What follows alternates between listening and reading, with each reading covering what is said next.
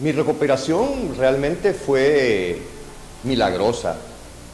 Al cabo de un mes y medio yo había regresado a mi trabajo, estaba congregándome en una iglesia con mi familia, con mis hijos, con mi esposa. El matrimonio se había salvado, tenía una nueva cercanía con las personas que me rodeaban, un nuevo punto de vista y tenía paz en mi corazón.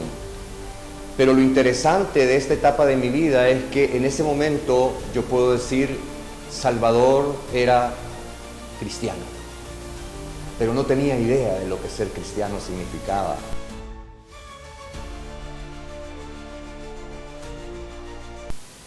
La verdad que esa transición, ese momento de mi vida implicó romper con muchas cosas.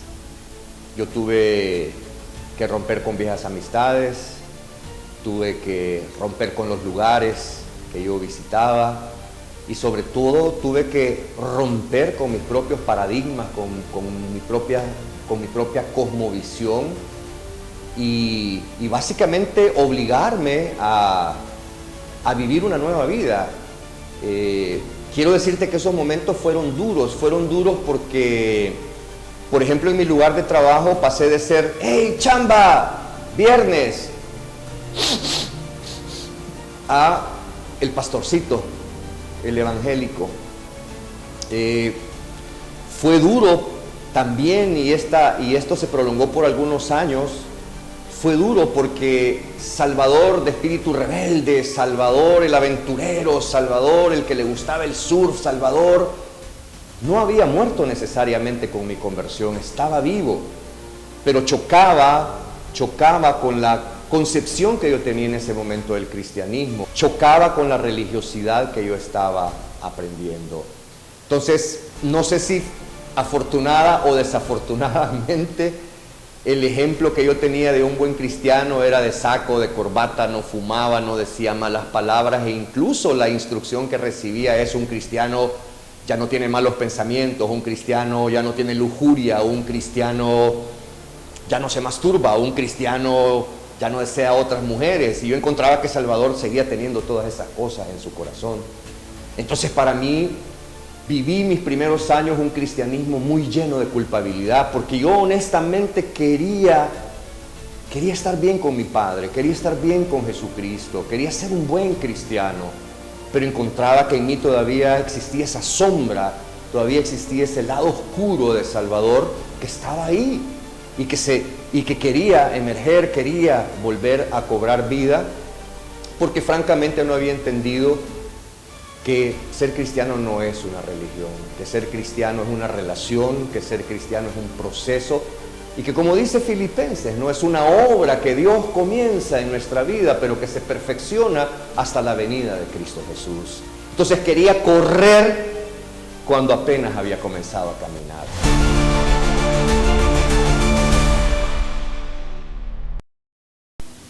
Podría decir que los 10 años que siguieron a mi conversión fue un periodo de estar entre la luz y la oscuridad. Yo tenía un genuino deseo de ser un buen cristiano, pero yo no quiero decir que así fui enseñado, pero la concepción que yo tenía de un buen cristiano era un tipo que ya no tenía malos pensamientos, que vivía en una especie de santidad sobre una nube, con vestiduras blancas.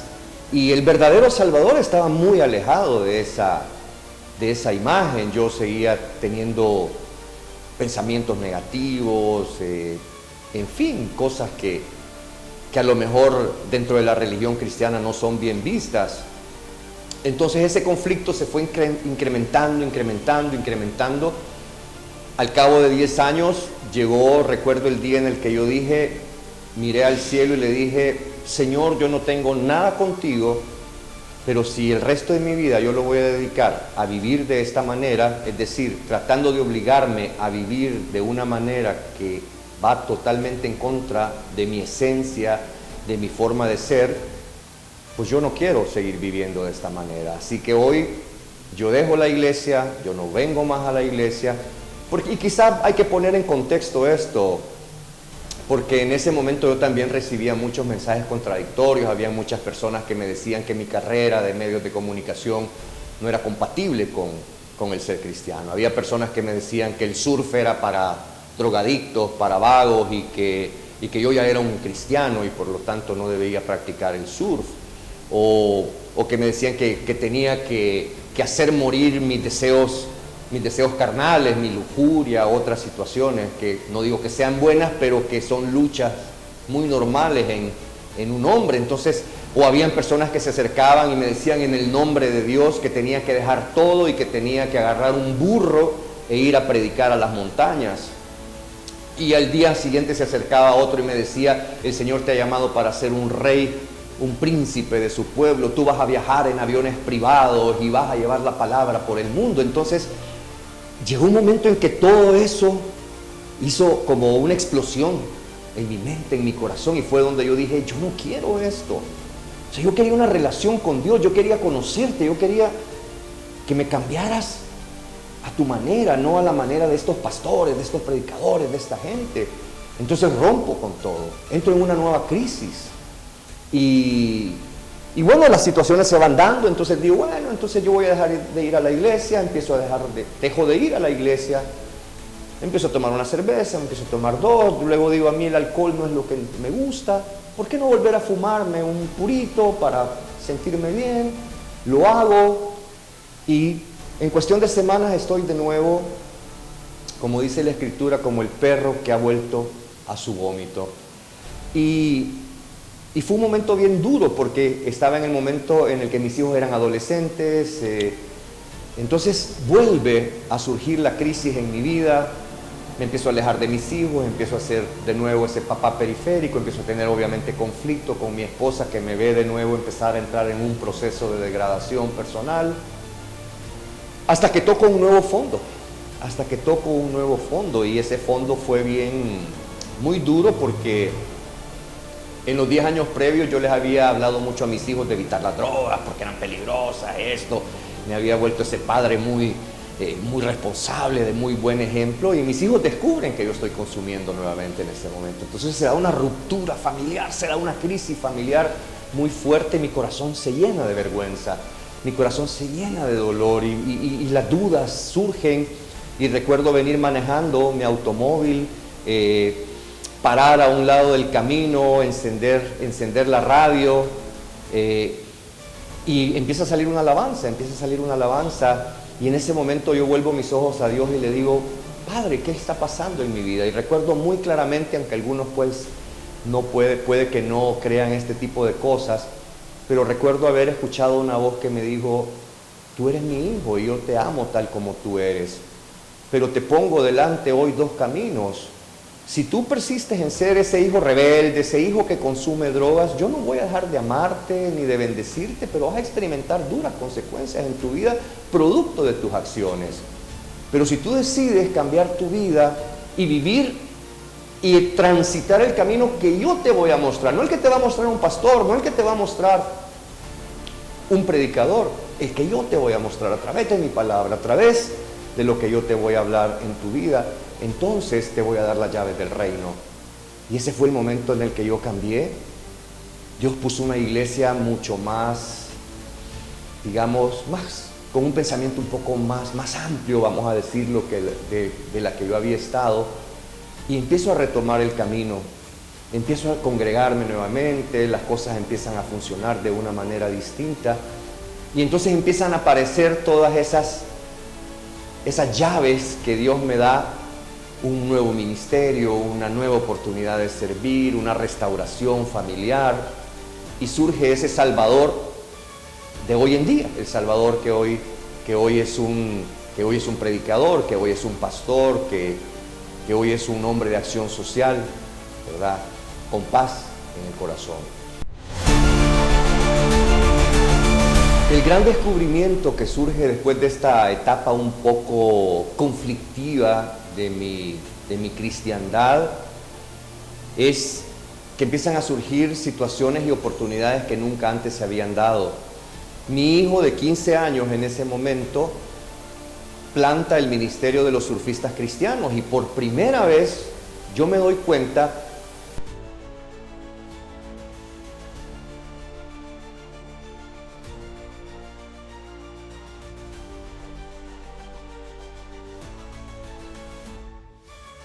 corbata y luego ir a una oficina a dar consejería a una persona emproblemada. Para mí eso era ser un buen cristiano. Pero de repente me doy cuenta que puedo seguir surcando las olas, que puedo estar descalzo, que puedo estar haciendo cosas y que eso también es servir a Dios. Y se me acerca alguien y me dice, hay diferentes tipos de pastores, hay muchas formas de servir al Señor.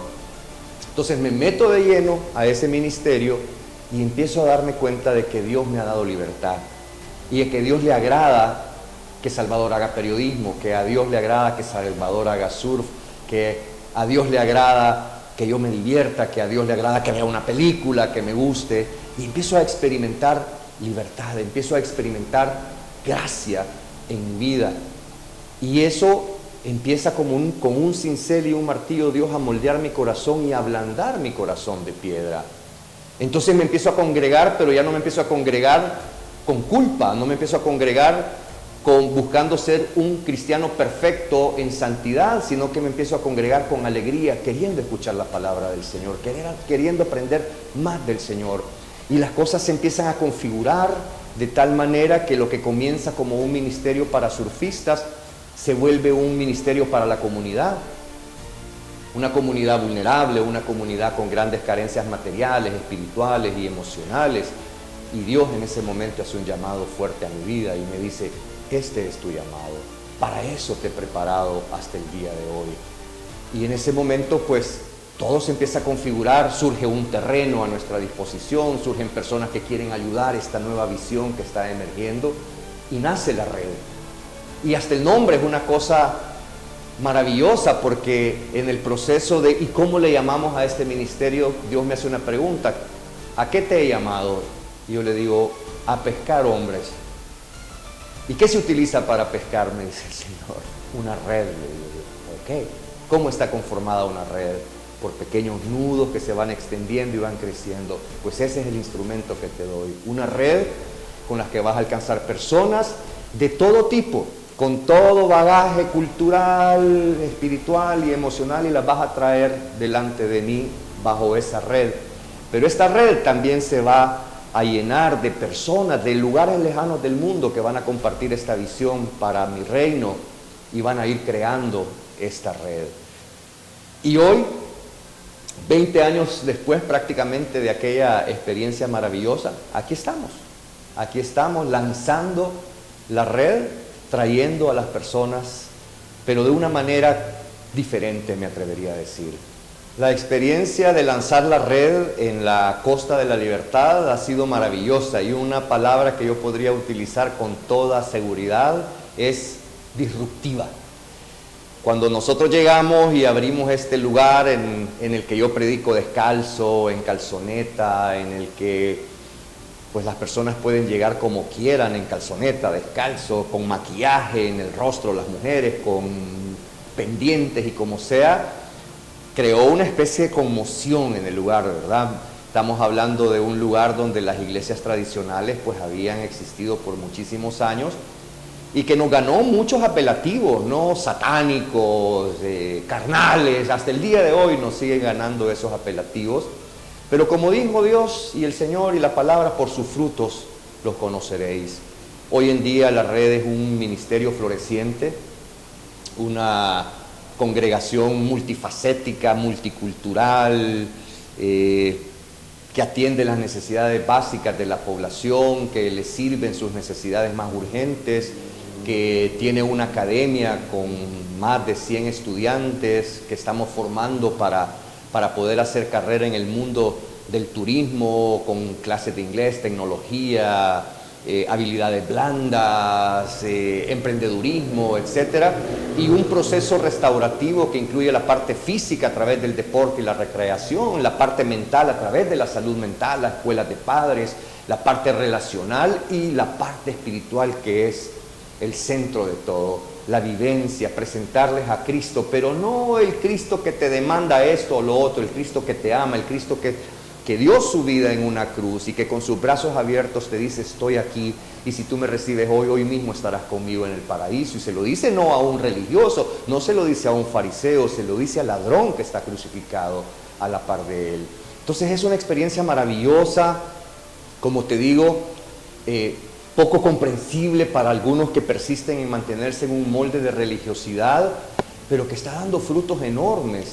Y cuando la gente me hace a mí la pregunta, Chamba, ¿cuál es el principal fruto de tu ministerio? Yo les digo, mi propia transformación. Ese es el principal fruto. Y puede parecer quizás algo que alguien va a decir, oye, ¿qué está diciendo? Pero a veces me pongo a pensar si Dios no hizo todo esto para salvar mi alma únicamente. Y yo digo, a lo mejor, porque si Él dio su vida por mí, ¿por qué no pudo haber creado este ministerio y haber hecho simplemente por amor a mí? Porque Él sabía que una vez Él tocara mi corazón, que una vez Él me transformara o iniciara el verdadero proceso de transformación, eso iba a dar frutos y eso iba a tener un impacto en la comunidad, iba a tener un impacto en mi familia. Y eso es lo que yo estoy viendo, el efecto multiplicador del amor de Dios en nuestra vida. Y cuando tú vives a Dios desde esa dimensión, ese amor se desborda, llena, produce, se multiplica, cambia, transforma y va estableciendo el reino de Dios aquí en la tierra. ¿Cuál es la asignación especial de Salvador Castellano en la obra salvadora de Jesús? Y eso se puede expresar con un trabajo, con un ministerio, con un pastorado o simplemente siendo un hombre de bien, una mujer de bien en la vida. Entonces yo no te puedo decir que ser pastor hoy en día es la culminación o la concreción de mi llamado de Dios. Ser el Salvador que soy ahora, ese es mi llamado. Y eso es lo que yo he alcanzado.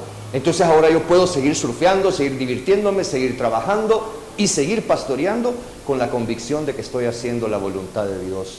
Y sé que no soy perfecto, sé que sigo teniendo muchos defectos, pero sé que la obra que Dios comenzó en mi vida la va a perfeccionar cuando le vuelva a ver venir aquí. Iglesia y Fundación La Red. ¿Cómo sumarse? ¿Cómo apoyar? Quisiera decir que todos los que están escuchando esta entrevista tienen la oportunidad de sumarse al reino de Dios, desde donde están, en la posición que Dios los ha puesto. No importa, no es lo importante la estructura, la corporación donde tú vas a ejercer tu llamado, sino accionar en favor del reino de Dios. Ahora, si lo quieres hacer con la red, como yo siempre digo, primero ven y conócenos. ¿Cómo nos puedes conocer? Lo mejor es venir un sábado a la playa El Tunco, a un servicio o alguna de nuestras actividades comunitarias. O bien empezar a explorar primero nuestras redes sociales, como la Red El Salvador, para que tengas una idea de la variedad de oportunidades que ofrecemos. Y si te gusta, vienes, nos conoces. Y si lo que conoces y descubres es algo que se alinea con tu corazón, que se alinea con tu pasión, que se alinea con tus dones y con tus habilidades, entonces habremos sido hechos el uno para el otro.